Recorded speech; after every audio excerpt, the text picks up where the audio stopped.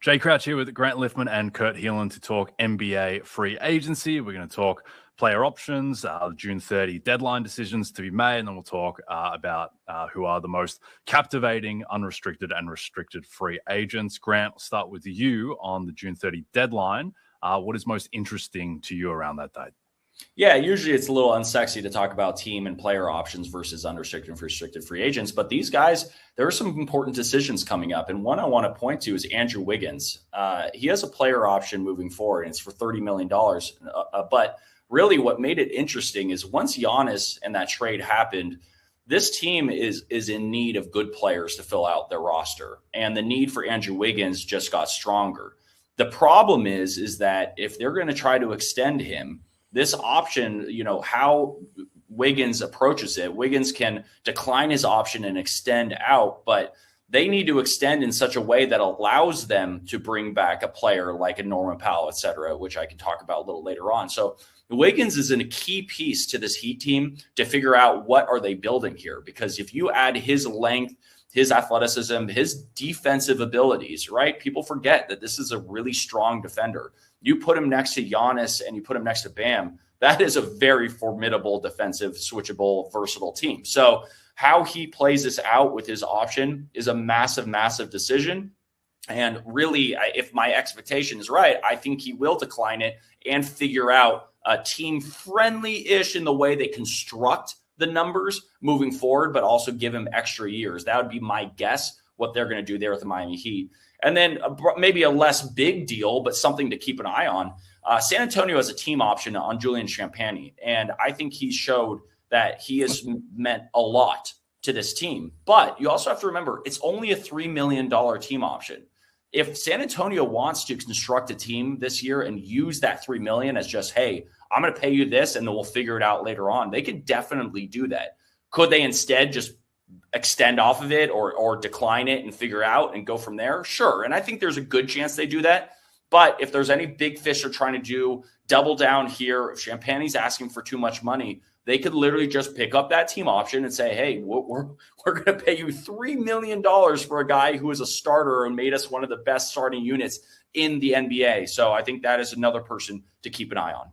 Yep. Kurt, we're contractually obligated to talk about Jonathan Kuminga, as all NBA content vehicles must talk about Jonathan Kuminga every 30 minutes, lest the world explode. He has a $24.3 million team option. Do you expect the Hawks to pick up that option? What do you think is going to happen with Kuminga? Yeah, it's kind of like the lost number thing, right? Like if you don't talk about it, everyone's Desmond Hume. Yeah, exactly. I'm really curious what they do, because Kuminga worked for them. Like on the court, it was a pretty good fit.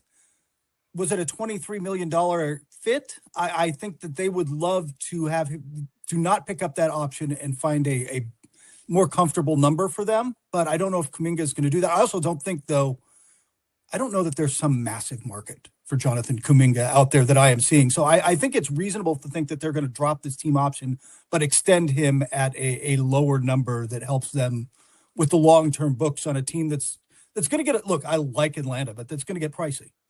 Yep. Kurt, I know you're a big LA guy, big LA personality. So I want to ask you about Marcus Smart and DeAndre Ayton, who were the big moves for the Lakers last offseason when they didn't have a ton of resources. Thought Ayton was, par. He was fine. He did what it was expected. I thought Marcus Smart was really good for the Lakers and over-delivered based on expectations around him. Do you expect them both to be back in LA?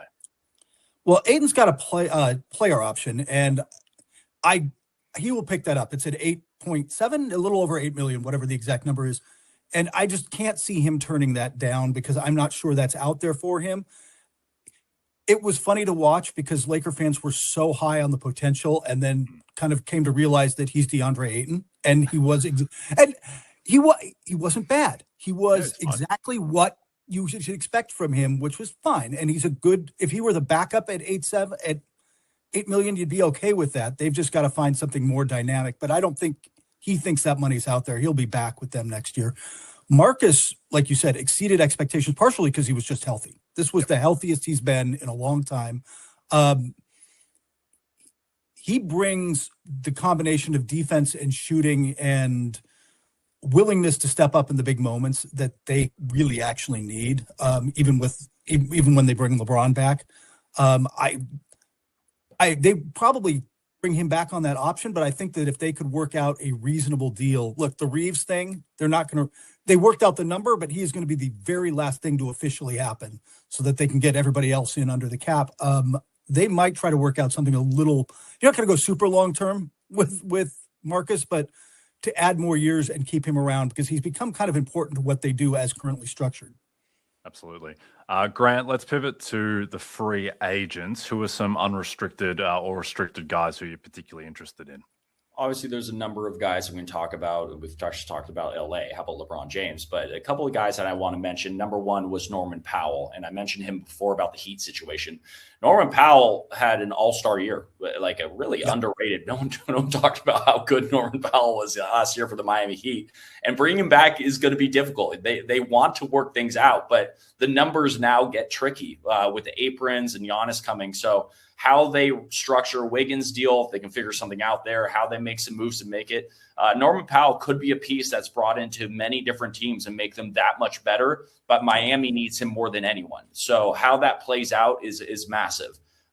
But the one guy that I'm just so curious to see how this goes is a restricted free agent, Walker Kessler. Because obviously things got a little public with the way it played out. And they're saying that, Walker wants this much money and he's disappointed with this group. And when it starts getting a little tricky in public, it gets a little unfortunate and there's some awkwardness there. So you have to remember the Utah Jazz want Walker Kessler. And I think part of the calculation they made when getting Jaren Jackson Jr. was the idea they're bringing back Walker Kessler. Because if you don't, that is a terribly bad rebounding front line in Lowry and Jaren Jackson Jr. and kind of limits a little bit of what they do on that team defensively if Walker's not there. So they do have pressure. Now, one team that I thought maybe could get into sweepstakes got taken away, and that's the Chicago Bulls when they got Nick Claxton. But what that did do also is open up a huge gap on the Brooklyn Nets, who now have a spot open next to Julius Randle for, let's say, a nice young defensive center. So the point is, I do think there are places that Walker could go and maybe just drives up the money potentially as well. But how that plays out could be a huge factor in the way we're talking about the Jazz in the future. Because if you have that front line, if you get Lowry, JJJ, and Walker Kessler to go with Darren Peterson and Keontae George and Ace Bailey, there's so much talent there. But having a guy, a key cog right there to really anchor that defense means a ton. So I'm watching that one closely. Yeah, Walker Kessler is very much the kind of, it feels like he's going to be the Miles Turner of his generation. Just consistently, I've been hearing his name in trade rumors, it feels like daily for a while. But what do you think of Kessler, Kurt? Utah has to keep him also just because they're in the West. If you ultimately want to compete in the West, we were talking about this previously. They've got Victor Wembanyama. You've got Chet Holmgren and Isaiah Hartenstein and now Mara. You've got size all over this conference. You have got to have kind of a bruising big in there to mix it up. And as Grant said, they become an unimpressive, not really tough inside rebounding physical team without Kessler. And we'll see. I count me among the group that if the offer is really 5/140, so $28 million a year, that seems really reasonable for Walker Kessler right now. He might want some player option on the end of that or something, but I don't know how many teams. I guess there maybe Brooklyn. I just don't know how many teams are going to come in over the top for a guy who played 5 games last year because of his shoulder injury. Yeah. The last time we saw Walker Kessler consistently on a basketball court was the end of 2 seasons ago, where the Jazz had him jacking like 8 threes a game at stretches because they were not particularly invested in winning games down the end of that season. A name that I want to throw out is Peyton Watson, who I think is fascinating. Yeah. I think the Celtics probably have the most interesting offseason just because they're literally the betting favorites to make the finals right now in the East, and they're trying to trade the guy who finished 6th in the MVP. So I think that they're probably just the most consequential. But I think the other most interesting offseason is Denver, who everyone has just kind of discarded because of how it ended, losing in 6 to the Wolves with like Terrence Shannon cooking guys in ISO. It was just such an inglorious ending for the Nuggets. But the Nuggets played that series. They played the back half of it with no Aaron Gordon, who's their 3rd best player, and they played all of it without Peyton Watson, who who I think last year was probably their fourth best player. This team, when healthy, I still think has massive upside. When Aaron Gordon was on the court with Nikola Jokic last year, they had a plus 20 net rating and a 134 offensive rating. This is like in over 600 minutes. This team was a juggernaut when Gordon and Jokic were healthy together. Jokic did not look particularly in shape by the end of the season. And if you see the footage of him with Serbia, he's doing incredible marketing for compression T-shirts, or he's lost a lot of weight. So he has, I think there is upside with Jokic bouncing back, coming off further removed from the knee injury as well. And Peyton Watson, how is he going to fit into this? Because they're at the second apron like right now without re-signing Peyton Watson. So I think they want to bring him back. If you look at guys like, Dyson Daniels got 4 years, 100 million. Shaden Sharp got 4 years, 90. I think that's going to be Peyton Watson's type of range. And they're going to have to move off of either Christian Brown, who until Trae Young might have had the worst contract in the league, and guys like Cam Johnson on an expiring, they're going to have to move him. So I think that there is, for a team that, arguably has the second best player in the world and should have championship aspirations, this is a massive piece for them. So, Kurt, what do you think about Peyton Watson? And are there any other free agents who are particularly compelling to you?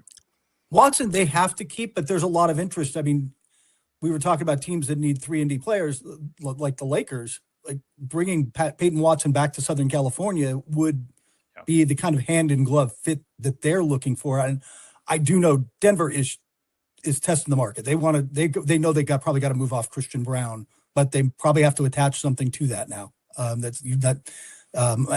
maybe he can bounce back somewhere, because I do think he's a good player, but he's going to have to prove that. Speaking of the Lakers, the odd man out there might be Rui Hachimura, who is a 6'8" guy who can do a lot of things well and has played really well in the playoffs the last 2 years. He's really stepped up in those games.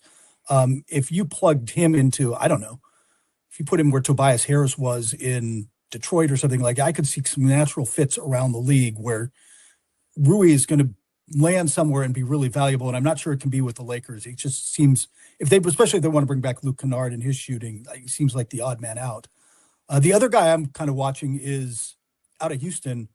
If you're talking about 3-and-D guys everybody wants, Tari Eason could really help a lot of teams. Like, he can shoot the three. He is a really good defender. And I'm not sure he's not a little bit squeezed out in Houston. Wouldn't mind being somewhere where he gets a little more space and a little more run.